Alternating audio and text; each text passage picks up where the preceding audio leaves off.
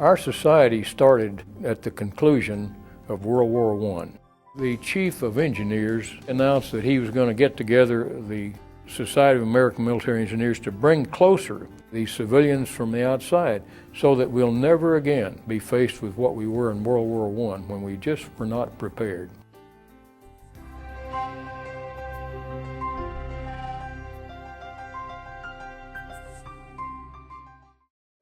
I grew up in East Texas, in Tyler.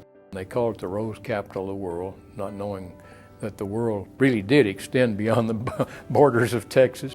My dad used to tell me, son, join as fast as you can and stay in as long as you can, because a country that's not worth fighting for is not worth living in. And those words stuck in my mind for a long, long time.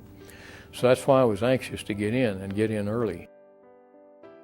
I wanted to fly an airplane. So I got into their flight training program and was in basic flight school when the war started to phase out and they closed all their flying school. After I went to Europe and returned home with my wonderful bride that came from Austria, I went to Texas A&M. And down there, most everybody I knew were taking engineering.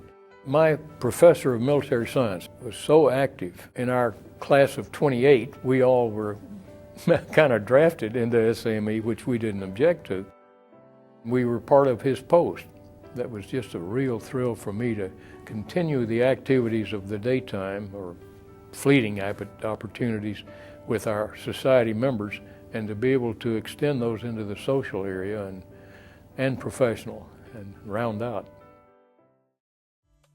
I'd been commissioned now 8 years when I joined the SAME, and that was done almost as a stranger.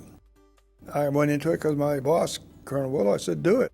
And I don't want to belittle SAME. It was there and it was doing its thing, but it was not very vibrant in my judgment. I'm an only child in a rather average family in many ways, been from Eastern Shore of Maryland. I think the foundation of my career, my life, was built on that small town. Education was important and hard to come by in some regard. I had a scholarship to Western Maryland College out in Westminster. I had an opportunity to try for West Point. I did and was accepted. Everyone who goes to West Point in those days graduated with a degree in civil engineering. And I liked engineering. It's not a subject I was forced to take. I was forced to take it, but it wasn't for that reason. Along the way, I became more involved with SAME. When I was district engineer in Tulsa, some years later, we had good meetings every month locally. I went to most of the annual major meetings for the society, and I became quite a participant. I grew up in a military family. My father was an Army Air Corps officer working in the CCC during the 1930s. I loved to draw and sketch when I was a youngster. My grandfather was an architect. I always admired his work and would sit with him when he could give me time when we visited with him. I started Clemson College, now Clemson University, studying in architecture. I got more interested in the process of putting a building together than the aesthetics of the design.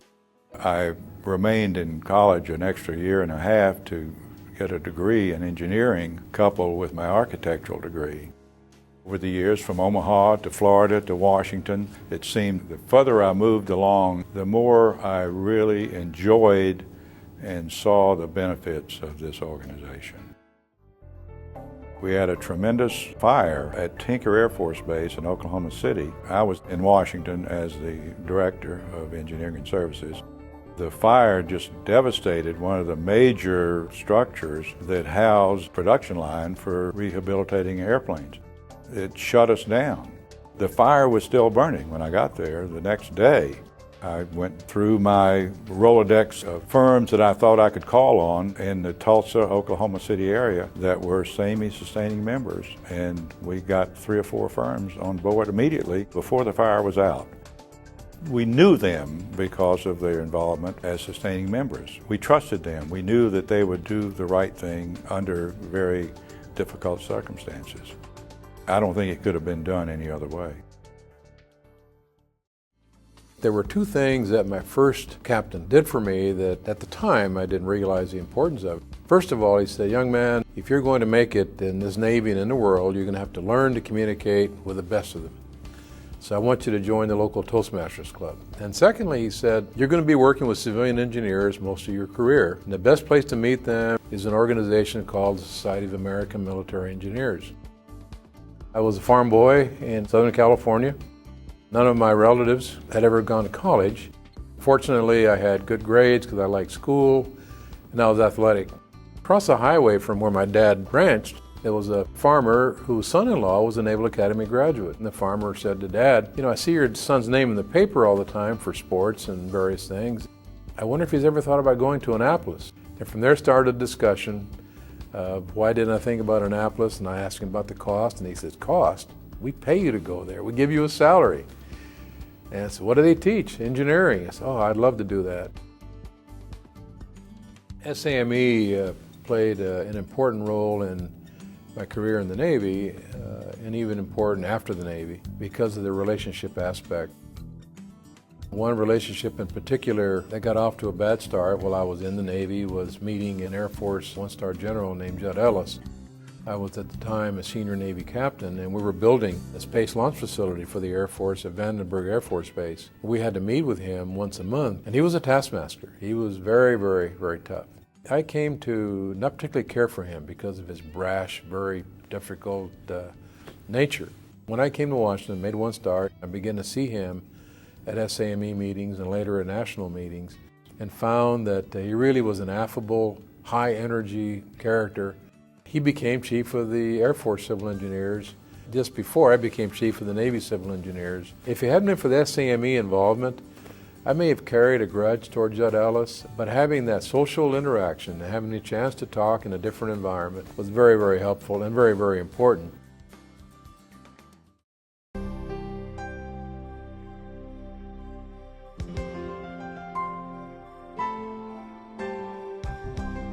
I got the job of Executive Director, SAME. I called him over in Bermuda or someplace and asked him to come back, and I had a job for him. I said, Chief, I just got here. He said, yeah, I know that, but he said, we need you worse than you need to be over there. I think Walt had either just retired or getting ready to retire. I gave him a vow that I would come in, but only for a year. I said, I might like to be a civilian after being in the Army 30 years. After a year, I was so deeply involved in so many things, I really lost track of the years. We were behind a couple of months on the salaries at SAME. We had terrible overload of work within our society with no promise of hiring anybody because we were so poor. That was the beginning of the real move to have sustaining members. And he said to me, Walt, I want this sustaining membership to go to 100 before I leave here. And at the end of the first year, Walter had doubled what I had asked him to do. Within a year or two, we were 2,000, and then it was a little tough to keep bringing people in because we'd gotten the cream of the crop. 2 years after I joined, our lease was terminated. And so that prompted us to go look for another headquarters. And we came across this Century House that had never hit the market. It was owned by a law firm named Thomas & Sewell. I made a personal call on Henry Thomas and Curtis Sewell. I said, I've looked at your property. I am definitely interested. Our society is interested. And I said, I don't know how much this means to you, how much national defense means. It means practically everything to us. Mr. Sewell says to me, well, I'm a reserve officer in the Navy. He said, it means a great deal to me. And he said, Henry there was a former Marine, Henry Thomas. So I said, yeah, the defense of this country means a great deal to us. And then pretty soon I heard several of the board say, I was in the service, or I was in the Seabees, I was in the Air Force. And so without any formal bidding or competition to get the Century House, we purchased the house. We built that house into a house that would belong to the members. And that was the incentive to have our members contribute to financing the place. But we meant it. Jack Morris was my boss. I found his leadership model one to emulate. I was a deputy chief of engineers to General Gribble. He decided to retire a year early. So that gave me another year where I had eligibility. Being chief engineer is sort of like walking down the hall. If the door's open, you go in. If it's not open, you keep walking. It was good luck, and you can't always trump that. President Carter said in his campaign that he was going to put the Corps of Engineers out of the dam building business. What he came up with was what became known famously as a hit list. He had a list of projects that he wanted to stop because he didn't produce revenue or benefits quickly enough. I was a brand new chief engineer, but by that time I'd had a lot of experience in the field. It all came down to this list. I caught the flu. First time I missed a day's work for sickness. Saturday I dictated a letter to my secretary. I had her come to my house, and she typed it up over the weekend. And the letter was to the president, and I admired what he was trying to do, but we could stop worrying about justifying yesterday's decisions, which we were doing every day, and turn our attention and capabilities to solving tomorrow's problems. And I said, I wished I had time to talk to you about this in person. My deputy said, told me it was a great letter, but he wouldn't have signed it if it was him. And I asked him all night, I said, well, you're probably going to get fired. And I mulled that over a little bit and decided, well, it was probably worth the risk because there was a lot of problems that would be better served if we could do it a little differently. I finally got a call because the president wanted to see me. And with all said and done, he was quite positive about things, and he said to the staff, if you have any engineering problems, let the chief engineers have a look at it, maybe he can help you. That was kind of a reversal of getting us out of business. The Secretary of the Army told me, don't you ever write a letter to the president without me seeing it. And I said, no, sir, I will never do that again. And I never did and never would. That's the story, and it wasn't anything sensational. It did take a little something to send that letter, but it went out, it did the job, and so everybody's happy about that. Duke was the Air Force. When he joined, he said, come on, let's go, into SAME. He brought them in by the scores. And when I say them, not just blue suiters, we call the Air Force, he brought in the finest he had. He brought his leaders with him, top people. If they were in a top job, they were going to be in SAME.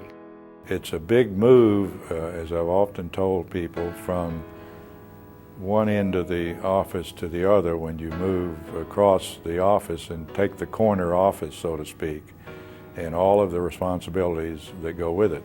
We were under tremendous pressure, the Army, Navy, Air Force, to deliver large amounts of construction. This was during the Reagan administration, where tremendous resources were made available to the Department of Defense to upgrade existing infrastructure and to support new systems that were being put in place around the world. The pressures were great to execute the programs, and the traditional way was just not effective. I determined that we needed to look at different delivery processes. I took the lead and asked the Congress for authority to let us experiment with 3 design-build projects. The Corps of Engineers and the Navy were our design and construction agent by law, but the Congress said, Air Force, you can take those projects and run them yourself. And we did, and they turned out to be very successful projects. And I truly believe that that was kind of the beginning of the movement towards design-build in the Department of Defense.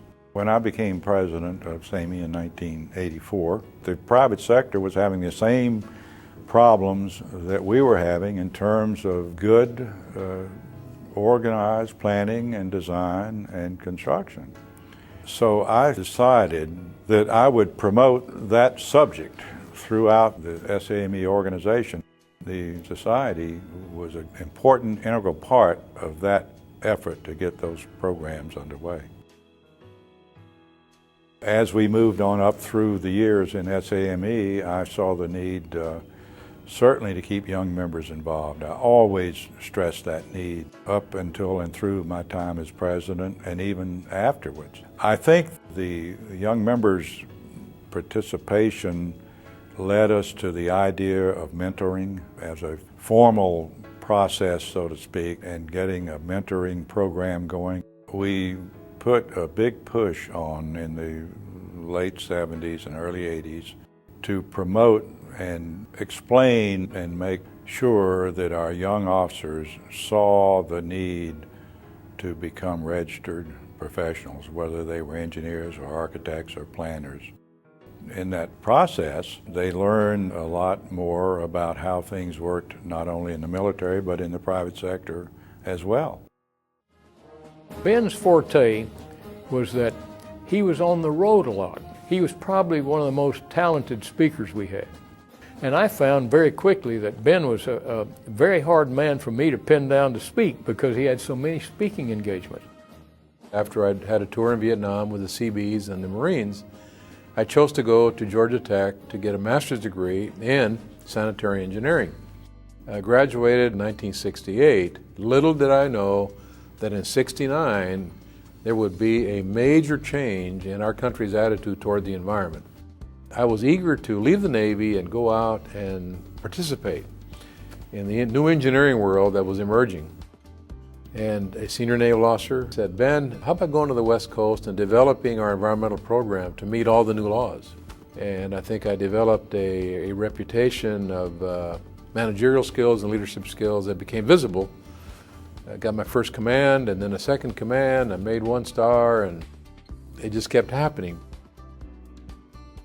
Among the many issues with which I was confronted as Chief of Civil Engineers beyond the day-to-day execution of projects and testifying before the Congress was a very controversial issue of integrating women into the military services. Our equipment no longer needed the strength that the old equipment needed because everything was hydraulic and electronically driven. The law said no women in combat at the time. We were considered a non-combat staff corps and therefore a prime place to begin to integrate enlisted and women officers. There was a mission issue here and we had to do this in coordination with the Marine Corps. And the Marine Corps excluded women entirely from the combat units. That was really a ticklish issue during my years. One of the things that I vowed to myself to do when I became president was to find time to get out in the field and visit with the posts. He was great about sitting in on meetings with the regional vice presidents, the post presidents. He and I sat in on several of those together. I remember when I was a younger officer and in a post when the president came out to visit. It was a big deal. There was a saying in the Navy that if the commanding officer of a Navy ship paid attention to the lowest sailor, that every sailor between the lowest sailor and him would notice. Not only would he get a credibility mileage from doing that, but that everybody would know that you always have to be ready because our commanding officer might show up.